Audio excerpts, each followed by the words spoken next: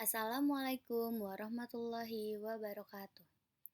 Di sini kelompok kami akan menjelaskan materi tentang memahami jenis dan bentuk layanan bimbingan konseling di sekolah dasar yang beranggotakan Angela Atika Herawati, Feby Pasaribu, Rizka Arsita Dewi, dan Wardah Nur Izati.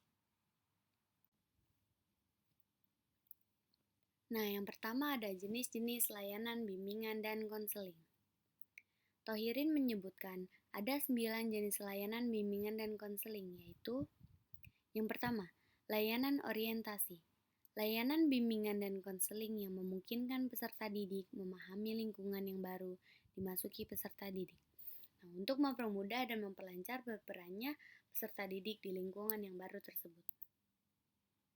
Yang kedua ada layanan informasi. Nah, layanan yang berupa memenuhi kekurangan individu akan informasi yang mereka perlukan untuk membekali siswa dengan pengetahuan serta pemahaman tentang lingkungan hidupnya dan tentang proses perkembangan anak muda. Yang ketiga ada layanan penempatan dan penyaluran.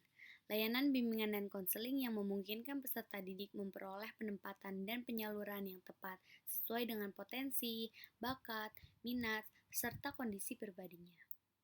Nah, yang keempat ada layanan penguasaan konten.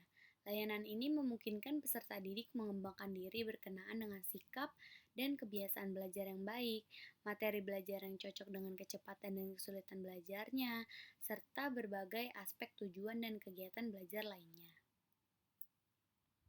Nah, yang kelima ada layanan konseling perorangan. Layanan bimbingan dan konseling yang memungkinkan peserta didik mendapatkan layanan langsung tatap muka dengan guru pembimbing dalam rangka pembahasan dan pengentasan permasalahan pribadi yang sedang dihadapinya. Yang keenam ada layanan bimbingan kelompok. Nah, layanan ini memungkinkan sejumlah peserta didik secara bersama-sama melalui dinamika kelompok memperoleh berbagai bahan dari narasumber tertentu. Yang ketujuh ada layanan konseling kelompok. Nah, layanan ini memungkinkan peserta didik memperoleh kesempatan untuk pembahasan dan pengentasan permasalahan yang dialaminya melalui dinamika kelompok. Yang kedelapan ada layanan konsultasi. Layanan ini memungkinkan untuk memperoleh wawasan, pemahaman, dan cara-cara yang perlu dilaksanakannya dalam menangani kondisi atau permasalahan pihak ketiga. Yang terakhir ada layanan mediasi. Nah, layanan ini dilaksanakan konselor terhadap 2 orang atau lebih yang sedang dalam keadaan saling tidak menemukan kecocokan. Yang kedua ada fungsi bimbingan konseling. Nah, menurut Tohirin, ia menyebutkan ada 9 fungsi bimbingan dan konseling, yaitu yang pertama ada fungsi pencegahan. Nah, dimaksudkan untuk mencegah timbulnya masalah pada siswa sehingga mereka terhindar dari masalah yang dapat menghambat perkembangannya. Yang kedua ada fungsi pemahamannya. Nah, fungsi ini dilaksanakan agar dapat memberikan pemahaman tentang diri siswa serta permasalahannya maupun lingkungannya, sehingga siswa mampu memahami hal yang sedang dihadapi dan mampu memecahkan masalah yang dihadapi secara mandiri. Nah, yang ketiga ada fungsi pengentasan. Nah, suatu upaya untuk membantu siswa terentaskan dari permasalahan yang sedang dihadapinya, nah, sehingga ia mampu mencapai tugas-tugas perkembangannya secara optimal. Yang keempat ada fungsi pemeliharaan. Nah, memelihara segala sesuatu yang baik yang ada pada diri siswa melalui kegiatan seperti penyaluran bakat dan minat dengan mengikuti ekstrakurikuler sesuai dengan bakat yang dimiliki siswa maupun penjurusan sesuai dengan minat siswa. Yang kelima ada fungsi penyaluran. Nah, bimbingan dan konseling berupaya mengenali masing-masing siswa secara perorangan. Nah, selanjutnya akan memberikan bantuan dengan menyalurkan ke arah kegiatan atau program yang dapat menunjang tercapainya perkembangan yang optimal. Yang keenam ada fungsi penyesuaian. Nah, fungsi ini membantu tercapainya penyesuaian antara siswa dengan lingkungannya serta membantu siswa untuk mampu mengenali dirinya sendiri dan selanjutnya membantu mengembangkan berbagai program pendidikan yang disesuaikan dengan keadaan pribadi masing-masing siswa. Yang ketujuh ada fungsi pengembangan. Usia sekolah dasar merupakan tahap menuju perkembangannya secara optimal. Nah, dengan bimbingan dan konseling, siswa dibantu untuk mampu mencapai tugas-tugas perkembangannya tersebut sehingga mampu berkembang ke arah yang lebih baik. Yang kedelapan ada fungsi perbaikan. Pelayanan bimbingan dan konseling diberikan kepada siswa untuk memecahkan masalah-masalah yang dihadapinya. Nah, yang ketiga ada pelaksanaan pelayanan bimbingan dan konseling di sekolah dasar. Pelaksanaan jenis-jenis layanan dan kegiatan mendukung bimbingan dan konseling di sekolah dasar disesuaikan dengan tingkat perkembangan dan kemampuan siswa sekolah dasar. Yang pertama ada kelas 1 dan 2, yang kedua ada kelas 3 dan 4, dan yang ketiga ada kelas 5 dan 6. Yang ini kelas 1 dan 2. Yang pertama ada layanan orientasi dan informasi.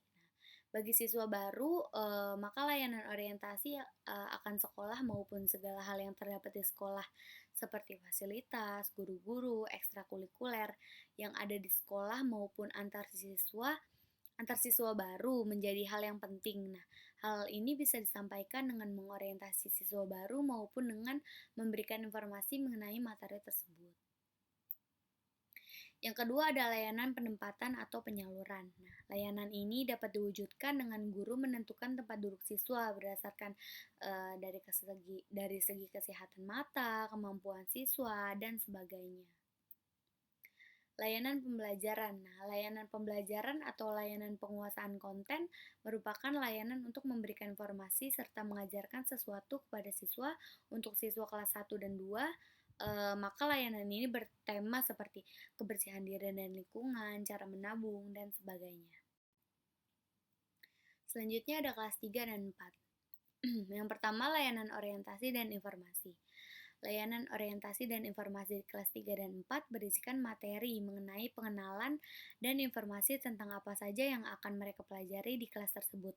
Pada masa ini, siswa mulai beranjak menjadi kelas besar sehingga diperlukan pula pengenalan akan perannya masing-masing. Nah, yang kedua ada layanan penempatan atau penyaluran. Layanan penempatan dan penyaluran pada siswa kelas ini dapat berupa penempatan serta penyaluran siswa sesuai dengan bakat dan minatnya dengan mengikuti ekstrakurikuler yang ada di sekolah seperti dokter kecil, bermain rebana, dan sebagainya. Yang ketiga ada layanan pembelajaran. Materi layanan pembelajaran atau penguasaan konten pada kelas ini sudah mulai meningkat seperti cara mengatur jadwal sehari-hari atau cara belajar yang efektif. Dan selanjutnya ada kelas 5 dan 6. Yang pertama, layanan orientasi dan informasi. Layanan ini pada siswa kelas tinggi yaitu kelas 5 dan 6 akan menemui masa di mana mereka akan semakin beranjak dewasa menuju sekolah lanjutan. Nah, oleh karena itu peranan guru kelas sebagai pembimbingan dapat memberikan pengenalan maupun informasi mengenai seperti ujian nasional, sekolah lanjutan, dan sebagainya. Yang kedua ada layanan penempatan atau penyaluran. Nah, layanan ini dapat diwujudkan dengan menempatkan siswa serta menyalurkan sesuai bakat dan minatnya untuk nanti dilanjutkan pada jenjang kehidupan berikutnya. Yang ketiga ada layanan pembelajaran. Nah, siswa kelas 6 memiliki tuntutan untuk belajar lebih giat dibandingkan kelas di bawahnya karena ujian nasional yang akan mereka tempuh. Nah, dengan memberikan layanan pembelajaran berupa kartu belajar, cara belajar efektif, cara membagi waktu, dan sebagainya, maka diharapkan dapat membantu dalam mempersiapkan siswa. Yang keempat ada layanan konseling perorangan. Nah, siswa pada usia ini sudah mampu diajak berpikir serta berdiskusi dengan baik, maka layanan konseling perorangan dapat membantu siswa dalam menghadapi kesulitan-kesulitan yang dihadapinya baik dalam belajarnya maupun kehidupan sehari-harinya. Yang kelima ada layanan bimbingan kelompok. Nah, layanan bimbingan kelompok ini dilaksanakan antara 10 sampai 15 orang. Nah, dilaksanakan pada jenjang kelas atas untuk mendiskusikan masalah-masalah umum yang sedang terjadi di lingkungan seperti kiat menghadapi UAN dan sebagainya. Nah, yang terakhir ada layanan konseling kelompok. Layanan dalam bentuk kelompok ini untuk membahas masalah yang bersifat pribadi akan membantu siswa dalam berkomunikasi serta menjadikan siswa pribadi yang mau terbuka satu dengan yang lain. Nah, layanan ini biasanya diikuti oleh 8 sampai 10 orang. Terima kasih, sekian pemaparan dari kelompok 2. Apakah ada pertanyaan?